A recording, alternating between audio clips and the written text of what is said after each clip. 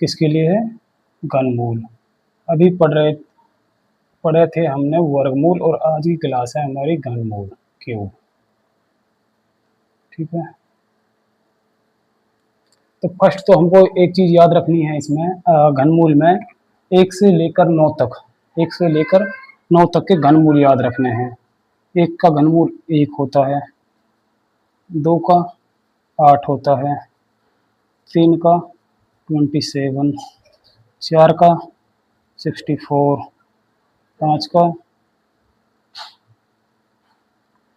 5 का घनमूल 125, 6 का घनमूल 216, 7 का घनमूल 343, 8 का घनमूल 516, 8 चौके 32, 2 और 8 चौके 32, 5 से 12 और 9 का घनमूल 729। ये चीज याद रख रहा है। 1 से लेके 9 तक के घन याद रखने हैं और घन के इकाई अंक भी याद रखने हैं। घन के क्या रखने हैं? इकाई अंक यानी कि यूनिट डिजिट भी याद रखने हैं। इकाई अंक क्या है? 1 का 1 है, 2 का 8, 3 का 7, 4 का 4, 5 का 5 और 6 का 6, 7 का 3, 8 का 2 और 9 का 9। ये याद रखना है। ठीक है, फर्स्ट टाइप क्वेश्चन कैसे आते हैं हमारे पास में? फर्स्ट टाइप नंबर 1 कैसे? Root of 10 plus root of 20 plus root of 108 plus root of 154 plus root of 225 upon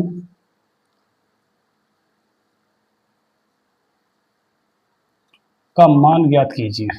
का मान ज्ञात कीजिए। कितना अच्छा क्वेश्चन है। देखो, root of 10 plus root of 25 root of 108 plus root of 154 plus root of 225 upon में है 8, मतलब क्यूब ऑफ 8, क्यूब ऑफ 8। ठीक है, तो ये है, तो हमको इसका क्या निकालना, मान ज्ञात करना है। बहुत इजी क्वेश्चन है, जिसको समझ में है, जो मैंने कल भी बताया था, यदि जिसको ये समझ में आता है, कितने भी आपके पास में रूट में संख्याएं दी हुई हैं, तो हम सबसे अंदर से स्टार्ट करते हैं। 25 किसका होता है? 15 का होता है। 15 को इसमें जोड़ते 169 होते हैं। 169 13 का होता है। 13 को इसमें जोड़ते हैं 169 होता है। 169 को 169 का 13 होता है। 13 को इसमें जोड़ते तो 121 होता है, जो 11 का होता है। 11 को इसमें जोड़ते हैं तो 36 होता है। 36 का 6 होता है। 36 का क्या होता है? 6 को इसमें जोड़ते तो ये 16 होता है। 16 किसका होता है? 4 का। क्या होता है? 4 का। ठीक है, अपोन में क्यूब है 8 का, तो 8 क्यूब किसका है? 8 किसका क्यूब है? 2 का। किसका क्यूब है? 2 का। तो आंसर हमारा क्या रहा? 2। कितना इजी हो गया, देखो, बहुत इजी क्वेश्चन हुआ। देखने में क्या लग रहा था? बहुत भयानक लग रहा था, लेकिन कितना इजी हो गया है ये। ठीक है, यानी कि आप यहाँ से स्टार्ट करेंगे, अंदर अंदर के फर्स्ट के रूट से स्टार्ट करेंगे, तो 25 फर्स्ट का रूट है, बाएं से चलना है हमको। तो 25 का किसका होता है? ये 15 का होता है। तो 15 को इसमें जोड़ेंगे 169 होता है। 169 का रूट 13 होता है। 13 को इसमें जोड़ेंगे 121 होता है। तो 121 किसका होता है? 11 का होता है। 11 को इसमें जोड़ेंगे तो 36 होता है। 36 का रूट क्या होता है? 6 होता है।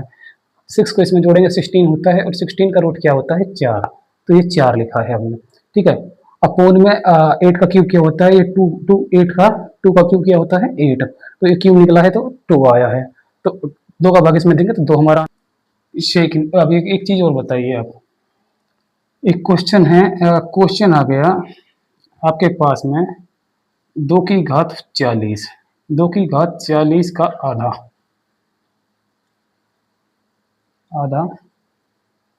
क्या होता है, 2 की घात 40 का आधा क्या होता है, ये क्वेश्चन आ गया। तो हम इसको कैसे सॉल्व करेंगे? इसको सॉल्व करने के लिए हम हमको कुछ नहीं करना है, 2 दिया हुआ है ना, 2, 2 की घात 40 और इसका क्या पूछा है, आधा। आधे का मतलब 1/2 गुणा में 2 की घात 40, यही होता है ना, यही होता है। ठीक है, तो 1/2 इसको इस तरीके भी लिख सकते हैं हम, 2 गुणे में 2 की घात 39 लिख सकते हैं कि नहीं लिख सकते, लिख सकते हैं। तो 2 से 2 कटता है तो हमारा आंसर क्या होता है, 2 की घात 39 हमारा आंसर है। कभी ऐसा मत कर देना कि 2 की घात 40 है तो 2 की घात 20 करो, नहीं, गलत है। कभी ऐसा करो आप, इसमें 4 का भाग देके 10 आए और फिर 2 की घात 5 करो फिर उसको खोल के लिखो, नहीं। उसमें क्या पूछा है, 2 की घात मतलब 2 की घात 40 का आधा क्या होता है। ऐसा ही एक क्वेश्चन और देख लो, 3 की घात 27 का 1/3 क्या होता है, 1/3 क्या होता है। ये क्वेश्चन पूछा गया है आरआरबी में, यानी कि रेलवे में पूछा गया है ये क्वेश्चन। 3 की घात 27 का 1/3 क्या होता है। तो हमको निकालना है, 1/3 निकालना है किसका, 3 की घात 27 का।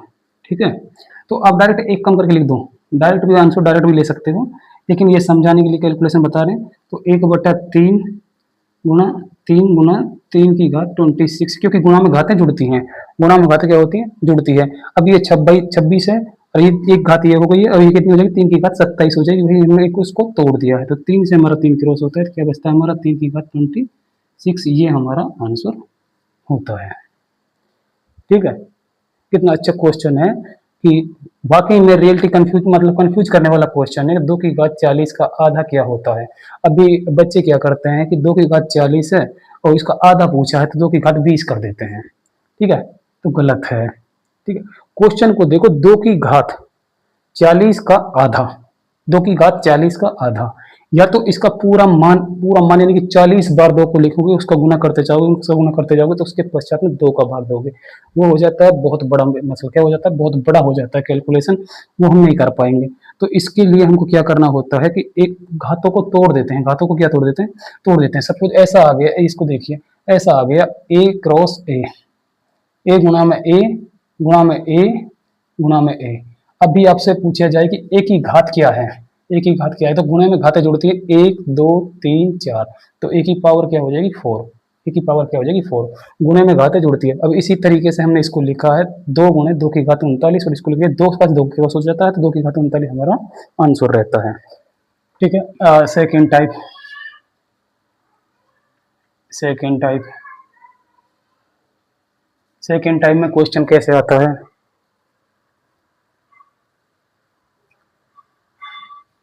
अब कोई संख्या दे दी जाएगी, सपोज आपको दे दी गई है 675 को किस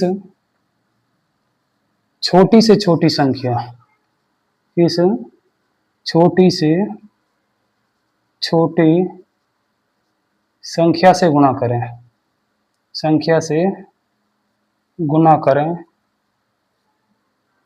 इस छोटी से छोटी संख्या से गुणा करें कि यह पूर्ण वर्ग बन जाए, यह पूर्ण वर्ग बन जाए।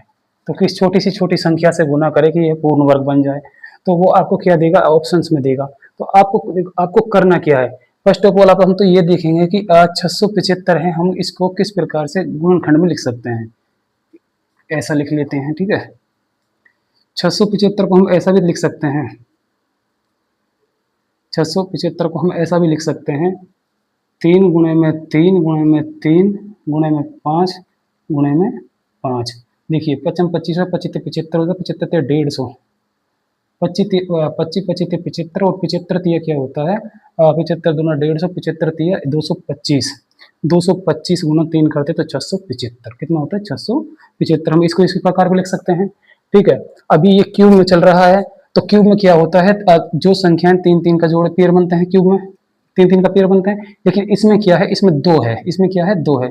यदि इसमें 5 का गुना और कर दे तो ये पूर्ण घन संख्या बनेगी या नहीं बनेगी, पूर्ण घन संख्या बनेगी या नहीं बनेगी।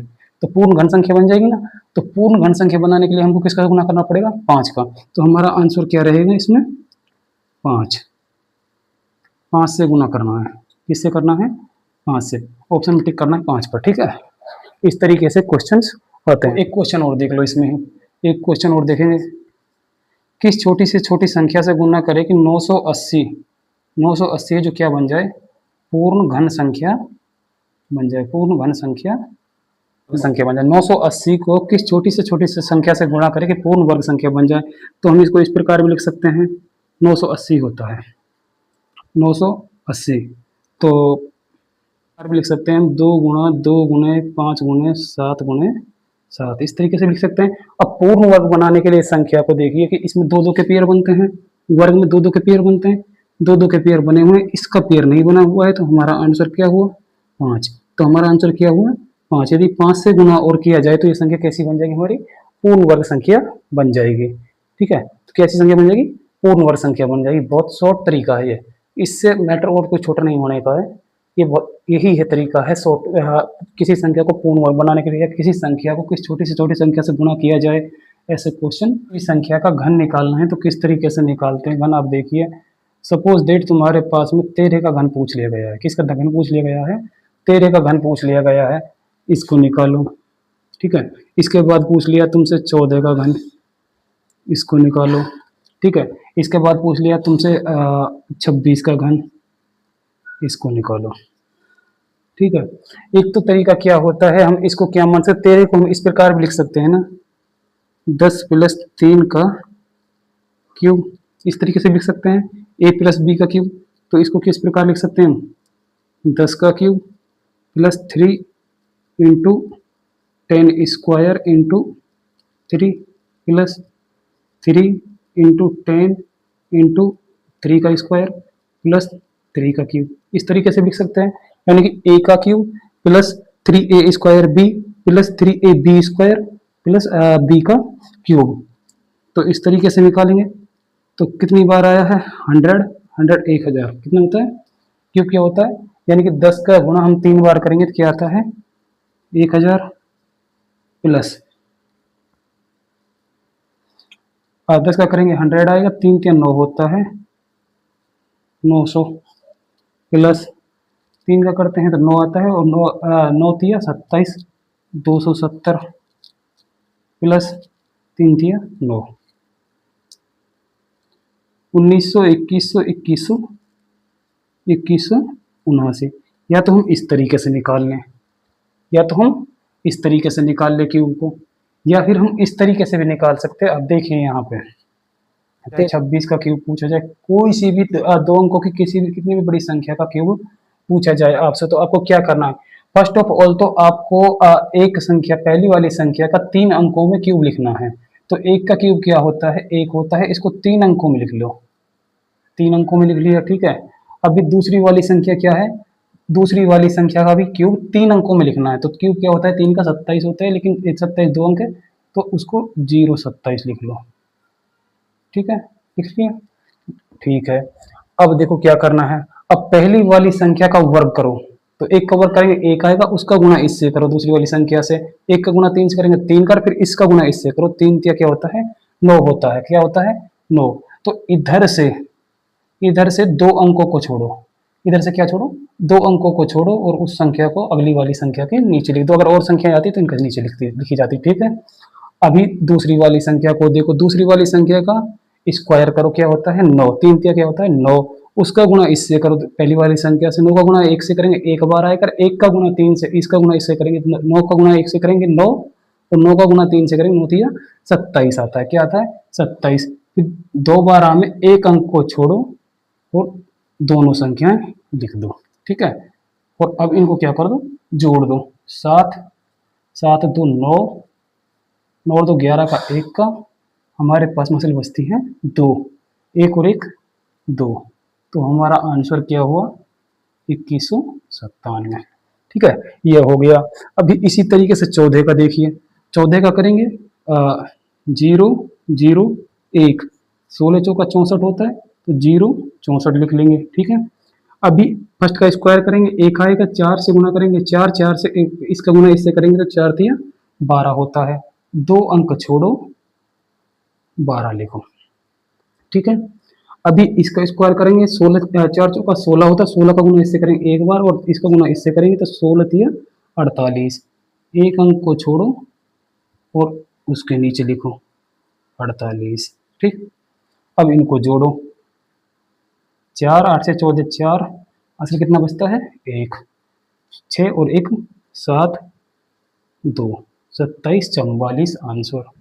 ठीक है, अगर आपको समझ में आया है तो आप इसका कर मेरे को कमेंट बॉक्स में बताइए इसका। ठीक है, इससे शॉर्ट मैटर तरीका और कोई नहीं है, इससे शॉर्ट तरीका और कोई नहीं होने का है क्यूब निकालने का, ये सबसे शॉर्ट तरीका है। ठीक है, आपको समझ में आया होगा, ये सबसे शॉर्ट तरीका है क्यूब निकालने का। ठीक है, इसका आंसर आपको कमेंट में बताना है। आप इसको सॉल्व करोगे, समझो, और ऐसे क्वेश्चन आते हैं एग्जाम में। अंडर रूट आ गया है, क्यूब रूट 0.000729। ठीक है, ये आ गया है। अभी आपके पास में आंसर वो दिए हुए हैं ऑप्शंस। ए ऑप्शन 0.003, ठीक है, बी ऑप्शन 0.009, ठीक है, सी ऑप्शन 0.03, ठीक है, डी ऑप्शन 0.3। अभी हमें इसको निकालना है। जिस बच्चे को समझ में आया है वो बच्चा तो डायरेक्ट आंसर लिखेगा इसमें, क्योंकि 729 किसका वर्ग होता है, वो किसका क्यूब है, तो किसका घन होता है, 729 9 का घन होता है। 9 का घन होता है तो आप एक चीज देखिए, किसी भी संख्या में, मतलब इसके नीचे हम इसको इस प्रकार भी लिख सकते हैं ना, अंडर रूट क्यूब को हम इस प्रकार भी इसको इस प्रकार भी लिख सकते हैं, क्यूब ऑफ 729। अब देखो ये कितने अंक बाद जी, पॉइंट अंक 1 2 3 4 5 6 अंक बाद है ना, तो 1 के बटे में हम 6 जीरो लिख सकते हैं, क्या लिख सकते हैं, लिख सकते हैं। ठीक है, क्या कर सकते हैं, लिख सकते हैं। तो अभी देखिए, अभी अंडर रूट क्यूब को हटाने के लिए हमको पता है ये 9 का है, ठीक है, और ये क्या हो गया भाई, देखो 3 3 का पेयर बनता है तो 3 जीरो आई है ना, 1 2, 2 बार लिखी जाएगी, कितनी बार लिखी जाएगी, 2 बार लिखी जाएगी 1 जीरो। तो इसके बटे में हम क्या लिख सकते हैं, 100 लिख सकते हैं, लिख सकते हैं।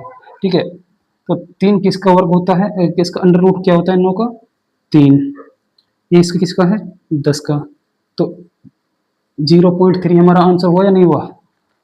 ठीक है, तो अभी यहाँ पर देखो, इसको पॉइंट के बाद जीरो गिन लो, 1 2 3 है, 3 जीरो है, ये तो कंफर्म हो चुका है कि हमारा पॉइंट संख्या से पहले ही रहेगा, यानी कि 0 पॉइंट संख्या आएगी तुरंत। तो 729 से 729 किसका क्यूब है, 9 का 9 का स्क्वायर का 9 का अंडर रूट निकालेंगे, 3 आएगा, 3 जीरो है, यदि ये 6 जीरो होती तो एक ये 03 आंसर रहता हमारा, 0.03 आंसर रहता। ठीक है, एक इस तरीके से भी आपसे पूछा जा सकता है, क्वेश्चन दे दिया क्यूब ऑफ 12167, ये किसका क्यूब है, ये किसका क्यूब है। तो क्यूब निकालने के लिए हमको फर्स्ट ऑफ ऑल तो अब पहले स्टेप क्या करना है कि लास्ट से 3 3 का पेयर बनाना है, लास्ट से 3 का पेयर बनाना है। ठीक है, छोड़ देंगे। अब लास्ट के 3 3 के पेयर में भी लास्ट की संख्या को देखना है 7। अब 7 इकाई अंक किसका है, 7 इकाई अंक किसका है, तो 7 किस में आता है, 7 इकाई अंक आता है 3 का, किसका आता है 3 का, तो हमारा एक अंक तो क्या आ गया 3 आ गया है।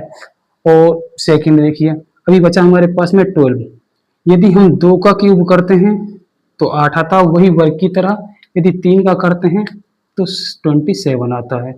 इससे ज्यादा ना हो क्यूब, इससे ज्यादा ना हो, दी हुई संख्या से ज्यादा ना हो, इससे कम तो रह जाए, तो कम रहा है हमारा किसका 2 का, तो दूसरी संख्या क्या होगी हमारी 2, तो 23, यानी कि 23 का क्यूब क्या होता है 12167, यानी कि परफेक्ट क्यूब क्या होता है 12167 का क्यूब किसका है, ये 23 का क्यूब है, किसका क्यूब है 23 का।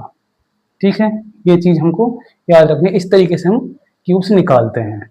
आप देखो इसको इस तरीके से निकालोगे, क्यूब को निकालने के लिए आप क्या करोगे 12167, 12167, पहले इसमें देखोगे 2 2 का भाग जा रहा है, नहीं जा रहा, 3 का जा रहा है, 3 चौको 12, 3 चौको 12 नहीं जा रहा है, 4 का जा रहा है। इस तरीके से आप इसमें निकालोगे तो इसमें किसी का भाग नहीं जा रहा, इसमें किसका भाग जा रहा है, 23 का। 23 का भाग जा रहा है, कितनी बार जाएगा, 23 23 एक अभाज्य संख्या 29, 529। फिर 23 का जाता है, कितनी बार जाता है, 23 बार। फिर 23 का जाता है, कितनी बार, एक बार। अभी 3 का पेयर बना है तो वही संख्या, एक संख्या उसका ले लेंगे 3 के पेयर से, ठीक है। तो ये तो हो जाता है जटिल, ये क्या हो जाता है, जटिल। तो हमको डायरेक्ट देखना कि परफेक्ट क्यूब है 12 167, तो हमको क्या देखना है, 3 का पेयर बनाना है। 3 का पेयर बनाने के पश्चात इकाई अंक देखना है, किसके क्यूब में आता है, तो 3 के क्यूब में आता है। 3 के क्यूब में आता है, देखो 3 के क्यूब में आता है, 3 की अननोन होती है 27, तो इकाई अंक क्या हो रहा हमारा, 7। तो 7 इकाई अंक किसके किसके क्यूब में आ रहा है, 3 के क्यूब में। 3 के क्यूब में आ रहा है तो हमारा एक अंक तो क्या रहा, 3। अब उसके पश्चात उससे पहले वाली संख्या को देखेंगे, उसका क्यूब क्या होता है। यदि उससे छोटे वाले क्यूब, यदि छोटा रहता है क्यूब, तो उस संख्या को लेंगे, ज्यादा वाली संख्या को। एक चीज और समझो, मैं कल भी समझाया था, वो क्वेश्चन आ भी सकता है। √3, √3, √3, √3 बराबर, उसके पश्चात आता है √5, √5, √5, ठीक है। एक आता है √11, एक √11, √11, √11, √11, इस तरीके से क्वेश्चन है, ठीक है। तो सॉल्व कैसे करते हैं, यहाँ पे देखो कितनी बार आया, 1 2 3 4, कितनी बार आया है, 4 बार। तो 4 बार, इसमें एक सूत्र है, उस सूत्र को आप याद रख सकते हो, रखना चाहो तो 2 की पावर n-1 बटे में 2, 2 की पावर n-1 बटे में 2, इसको याद रख सकते हो। आप इसको नहीं रखना चाहते तो डायरेक्ट गिनो, 1 2 3 4, 1 2 3 4, यानी कि 2 की पावर कितनी हुई, 4, 2 दूना 4, दूना 8, दूना 16, तो 3 की पावर 16, 16 में से एक कम करेंगे, 15 बटे में 16, बटे में 16,